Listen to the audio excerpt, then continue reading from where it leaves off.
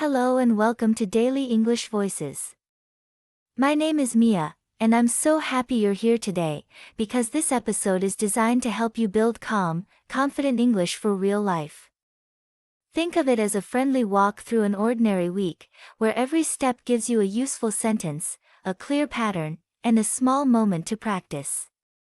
We'll move slowly and naturally, so you can follow every idea, hear every rhythm, and feel how polite English makes everyday communication warmer and easier. Imagine you wake up on a weekday morning and the room is still a little dark. You stretch, sit up, and check the time. You say to yourself, "Good morning. Let's start gently." You make your bed, open the window for fresh air, and prepare a simple breakfast. When you meet your housemate in the kitchen, you greet them with, "Good morning. Did you sleep well?" They smile and say, "Pretty well, thanks. How about you?" You reply, "I slept fine, thank you," and then you add a small request, "Could you pass me the kettle, please?" You pour hot water into your cup, prepare tea, and think about your day. A message from your colleague arrives on your phone, "Morning. Can you send the updated file before 10? You answer, "Good morning. Yes, I'll send it by 9:30. Thanks for the reminder." Notice how short, polite phrases organize the moment, a greeting, a quick confirmation, and a thank you to keep the conversation friendly. After breakfast, you step outside. The street is busy but calm, and the air is cool. On your way to the bus stop, you see your neighbor, Mr. Lee, watering his plants. You wave and say, "Good morning, Mr. Lee. The flowers look beautiful." He smiles, "Thank you. The rain helped last night." At the corner, a woman is trying to move a small suitcase up the curb. You say, "Excuse me, would you like a hand with that?" She answers, "Yes, please." That's kind of you. You lift the suitcase together, and she says, "Thank you very much." You reply, "You're welcome. Have a great day." Simple offers and simple thanks. These lines are small bridges that connect people in an easy, respectful way. When you reach the bus stop, a young boy drops a pencil case and papers scatter on the pavement. You bend down and say, "Here you go, let me help you pick these up." The boy's father says, "Thanks so much." You answer, "No problem at all." The bus arrives late, so you message your manager, "Good morning. My bus is running about 10 minutes late. I'll join the meeting as soon as I arrive." Your manager replies, "Thanks for the update." You respond, "Thank you for understanding." Clear, polite information keeps work smooth and reduces stress for everyone. On the bus, you practice a small listening exercise with your earphones, short stories with everyday dialogues, the same way we practice here. You shadow quietly, repeating the last few words you hear to feel the rhythm. "Could you help me? I'd appreciate it. Thanks for your time." This quiet practice builds muscle memory for your mouth, your tongue, and your breath, so later these lines come out naturally without effort. At the office, you arrive just in time for a team huddle. Your colleague Emma says, "The meeting starts in 5 minutes. Are you ready?"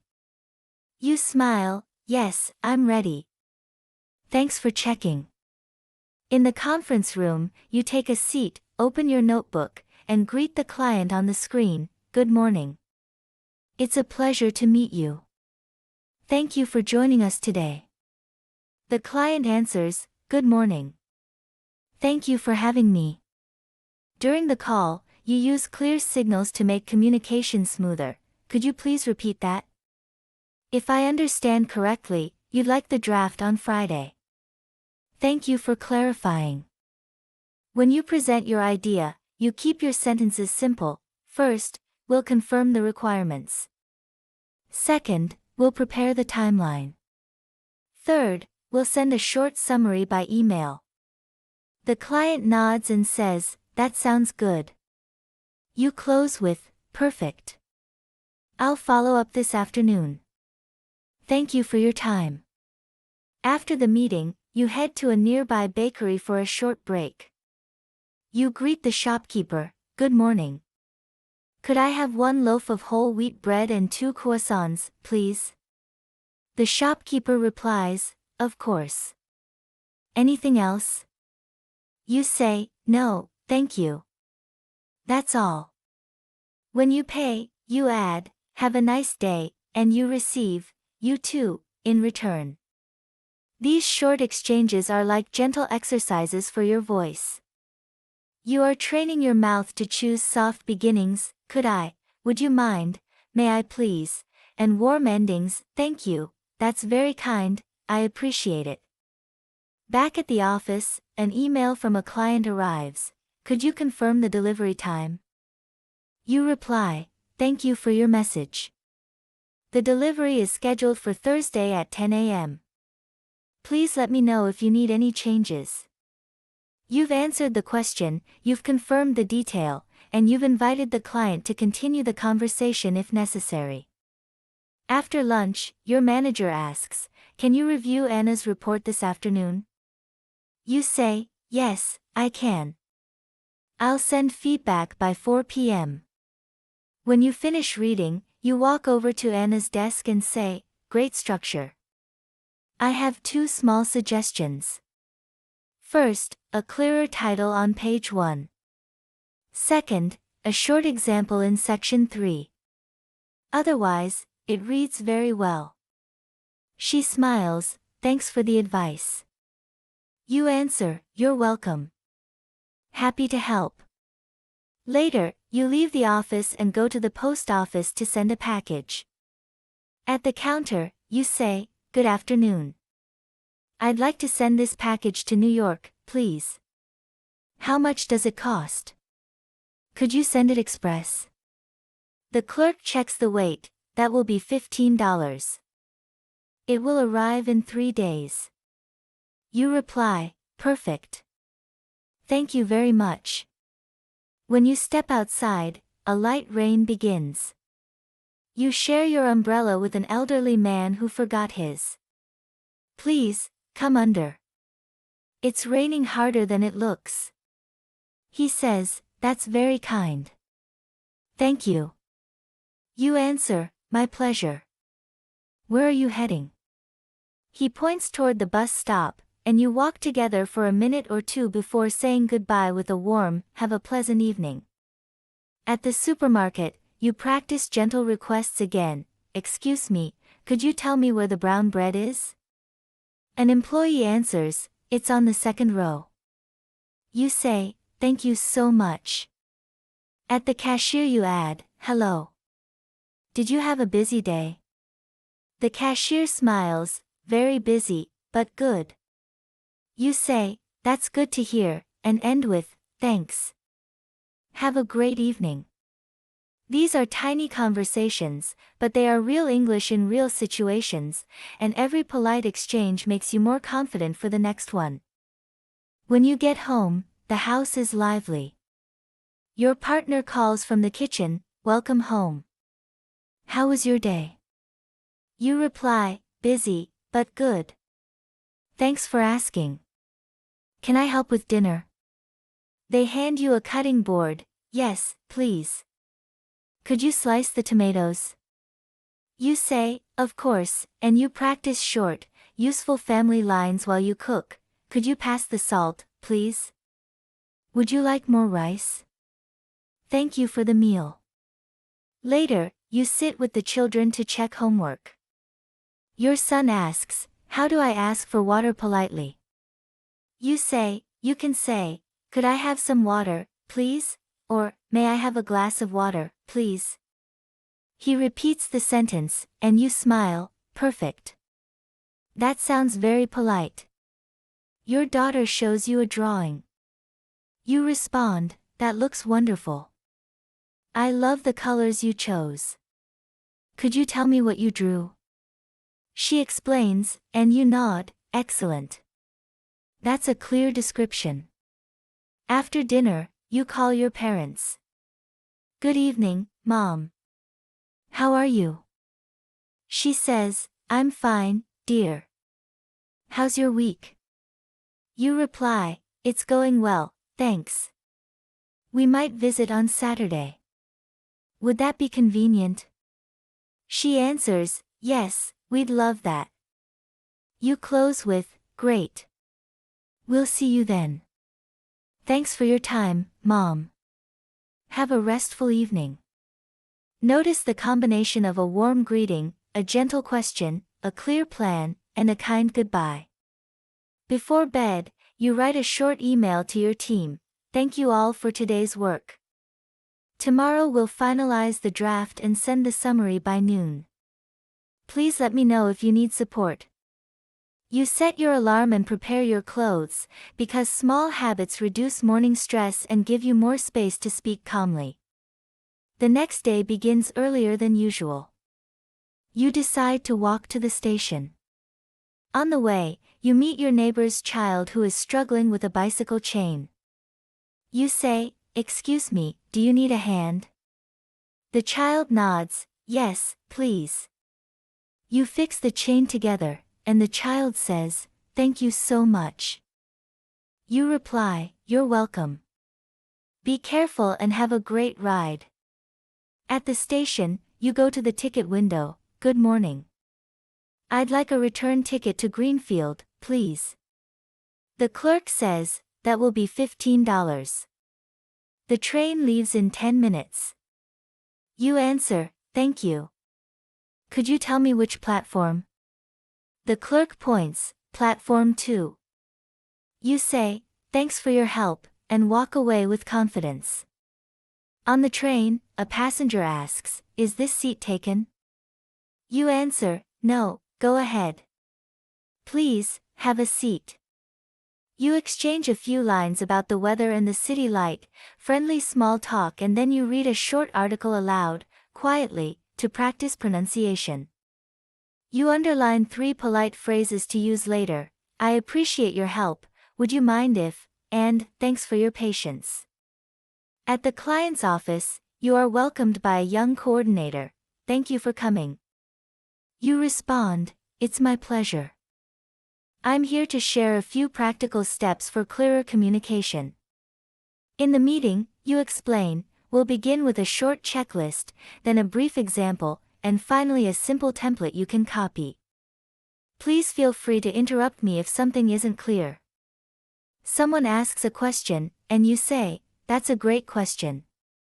Let me explain this part again with a different example. After the session, a participant says, we learned a lot today. You answer, I'm glad it was helpful. Thank you for your time. On your way home, you stop at a small cafe. Good afternoon. Could I have a cup of tea without sugar, please? The barista asks, anything else? You say, no, thank you. That's all. When your tea arrives, the barista says, be careful, it's hot. You reply, thank you very much, then you take out your notebook and write 3 lines you want to practice tonight. Could you explain that again, please? Would it be possible to move the meeting to 10 a.m.? Thank you for the update. In the evening, your friend Peter calls about a repair service. You answer, hello, Peter. It's good to hear from you. How are you today? He says, I'm well. Do you know a good repair shop? You say, yes, there's a reliable one near the post office. I can send you the number. He replies, that would be great. Thanks for your help. You close with, you're welcome. Have a good night. Later, you and your partner prepare a small list for the next day, groceries, a quick bank visit, and a phone call to the school. You practice a polite question you'll need, good afternoon. Could you please confirm the time for the parent-teacher meeting? You also practice a sentence for the bank, hello. I'd like to update my address in your records, please. Each short line is a tiny tool that makes the next task simpler. The following afternoon, you and your partner visit the school. The teacher greets you, "Good afternoon. Thank you for coming." You reply, "Thank you for meeting us. We appreciate your time." The teacher says, "Your child is doing well in class. Reading is strong, but handwriting needs a bit more practice." You answer, "Thank you for the feedback. We'll practice at home and check back in a few weeks." You end the conversation with, "Thanks again for your guidance, because teachers like all helpers deserve gratitude for their work." On the weekend, you visit your parents. At the door you say, "It's lovely to see you. Thank you for having us." At lunch you use table language, "Could you pass the salad, please? Would you like more tea? This tastes wonderful, thank you for cooking." After lunch, your father asks for help fixing a cupboard handle. You say, "Of course. I'll get the screwdriver. It won't take long." When it's done, he says, "Thank you for your help," and you reply, "It was no trouble at all." Before leaving, you say, "Thank you for a lovely afternoon. We enjoyed our time with you," and they answer, "Come again soon." On Sunday you plan a simple picnic in the park. You pack sandwiches, fruit, and water. Under a big tree, you practice soft polite requests with the children, "Could you pass the water, please? May I have an apple, please? Thank you, here you go." A family nearby asks, "Excuse me, could you tell us where the playground is?" You point and say, "It's just behind those trees."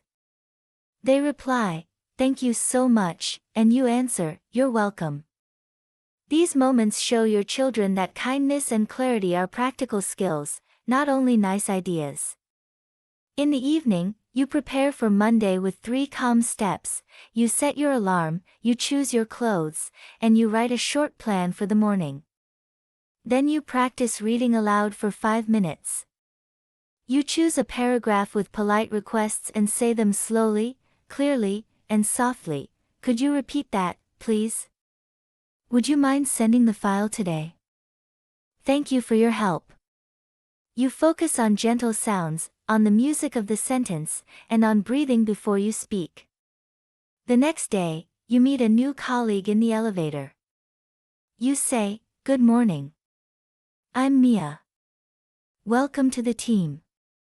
They answer, "Thank you. I'm a little nervous."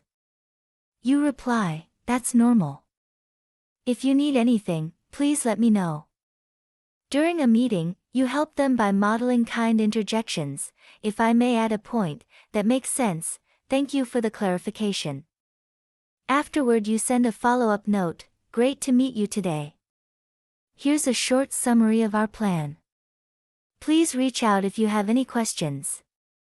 You see how politeness, clarity, and simple structure build trust quickly, even with people you've just met. In the afternoon, a delivery company calls, "Good afternoon. We have a package for you. Will you be at home at 5 p.m.? You say, "Yes, I'll be home. Thank you for letting me know."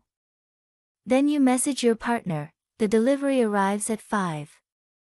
I'll handle it." At 5, the courier arrives.